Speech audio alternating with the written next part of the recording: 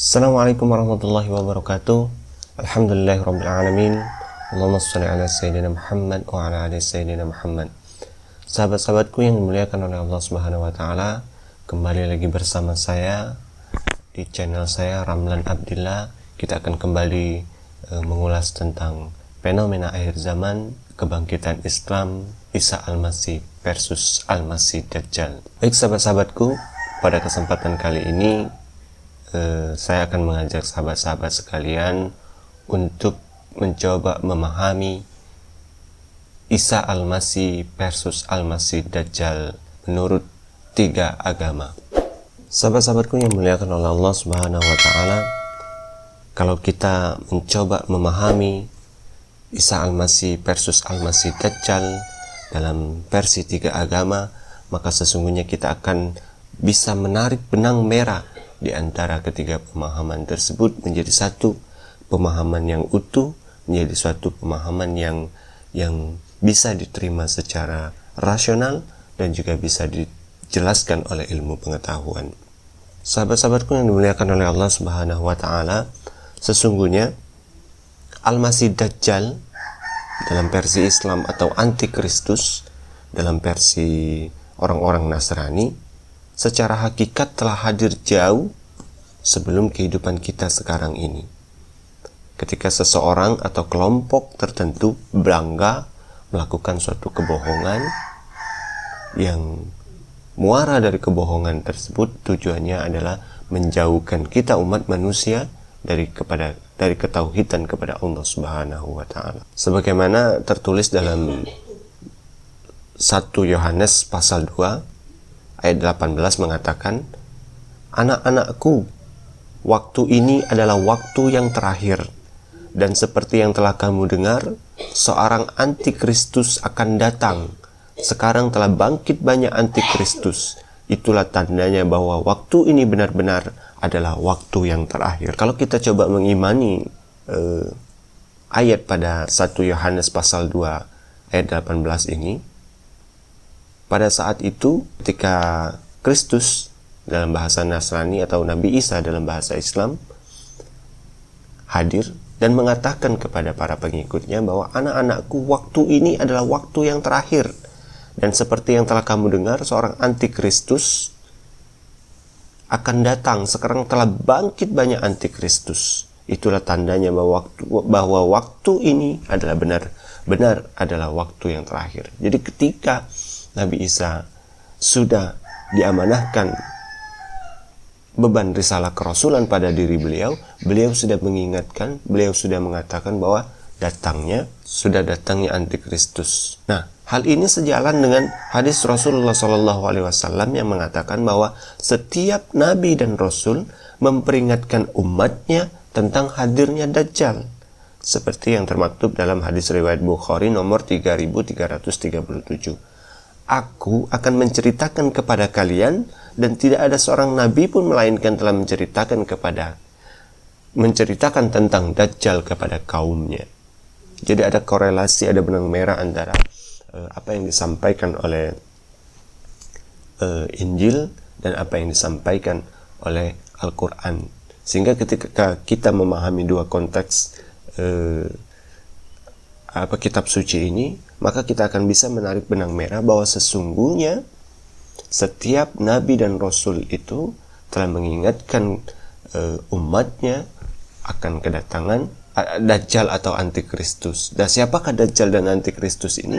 Mereka adalah orang-orang yang melakukan kebohongan yang besar, yang tujuan dan muaranya adalah menjauhkan diri kita umat manusia ini kepada ketauhidan kepada Tuhan yang Maha Esa.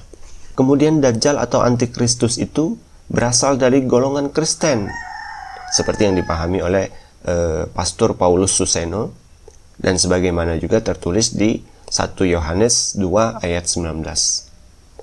"Memang mereka berasal dari antara kita, tetapi mereka tidak sungguh-sungguh termasuk pada kita. Sebab jika mereka sungguh-sungguh termasuk pada kita, niscaya mereka tetap bersama-sama kita. Tetapi hal itu terjadi supaya menjadi nyata bahwa tidak semua mereka sungguh-sungguh termasuk pada kita." Apa yang bisa dipahami dari Injil Yohanes 2 ayat 19 ini? Bahwa sesungguhnya kalau Dajjal dalam versi Islam itu, atau Antikristus dalam versi Nasrani, itu berasal dari golongan umat Nasrani atau umat Kristen. Apa yang ia lakukan sesungguhnya mungkin bisa jadi hanya mencari aman, bisa jadi mencari manfaat dari pemahaman mereka yang mereka tampakkan, dan sesungguhnya mereka memiliki pemahaman tersendiri akan konsep ketuhanan dan konsep risalah agama. Nah, oleh karena itu dalam Islam Dajjal itu terbagi menjadi dua. Ada Dajjal kecil yang berjumlah 30 dan ada satu Dajjal besar yang sesungguhnya itu dinantikan oleh tiga agama ini. Sebagaimana termaktub dalam hadis riwayat Ibnu Majah, wa im baina yaday sa'ati jalina kadzabina qariba min as-salasina kulluhum yaz'umu annahu nabiyyun. Sesungguhnya di antara tanda-tanda hari kiamat adalah munculnya para dajjal pendusta. Jumlah mereka hampir mencapai 30 orang dan mereka semua akan mendakwakan dirinya seorang nabi. Jadi secara hakikat bahwa Dajjal kecil itu atau Antikristus itu adalah pembohong-pembohong yang melakukan kebohongan yang muara dan tujuannya adalah menjauhkan diri kita umat manusia ini pada keyakinan dan penghambaan kepada Tuhan yang Maha Esa. Dan mereka itu menyelusup ke dalam semua agama.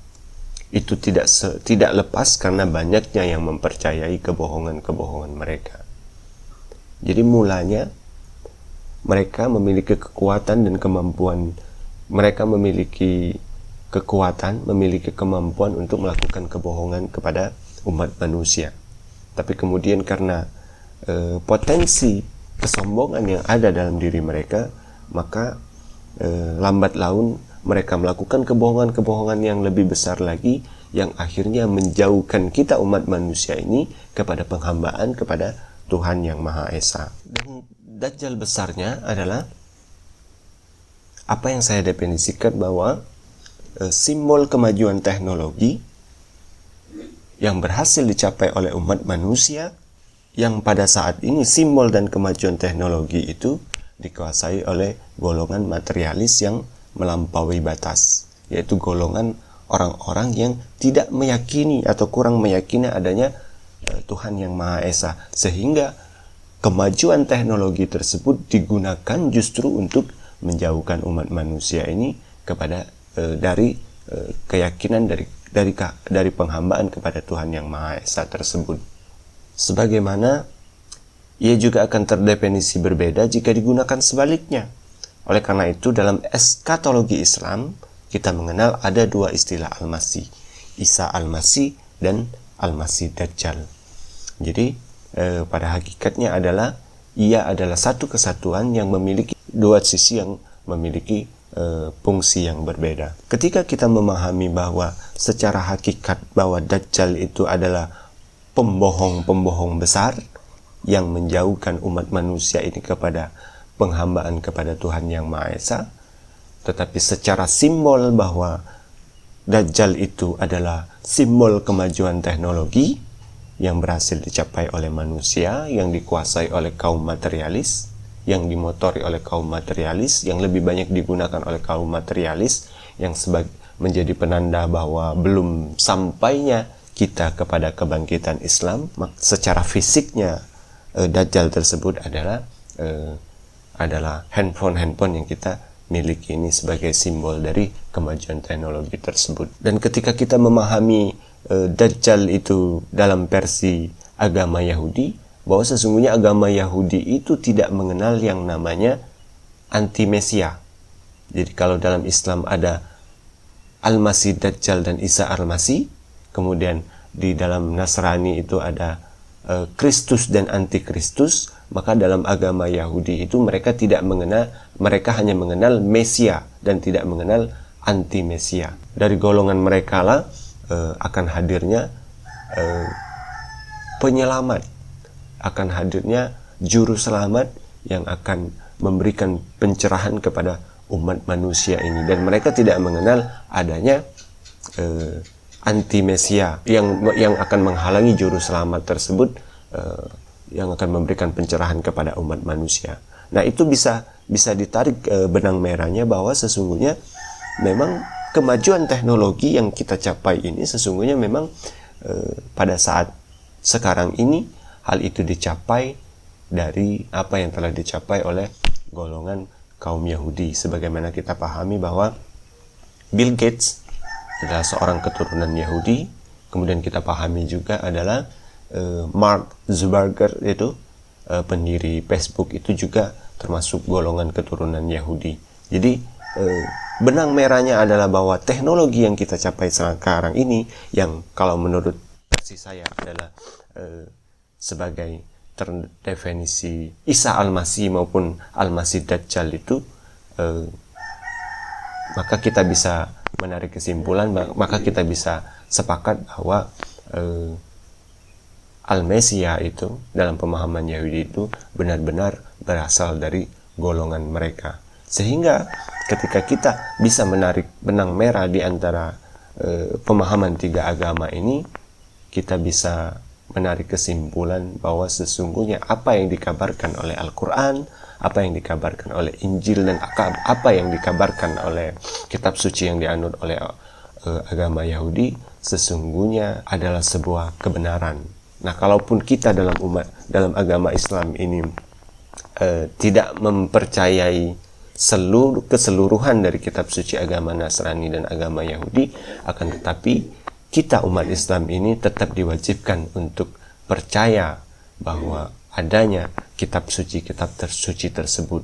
Itu artinya bahwa tidak semua apa yang tertulis dalam kitab Injil dan kitab agama Yahudi itu adalah benar, tetapi tidak juga meyakini bahwa semuanya salah. Jadi masih ada kebenaran yang bisa diambil, masih ada kebenaran yang bisa kita telaah dan kita gunakan untuk mentelaah, mentadaburi apa yang terjadi, fenomena yang kita hadapi pada saat sekarang ini. Baiklah sahabat-sahabatku yang dimuliakan oleh Allah Subhanahu wa taala, ketika kita memahami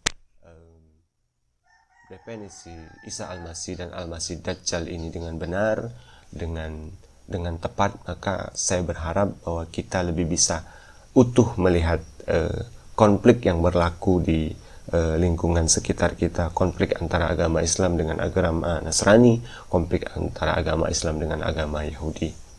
Wallahu a'lam. Wassalamualaikum warahmatullahi wabarakatuh.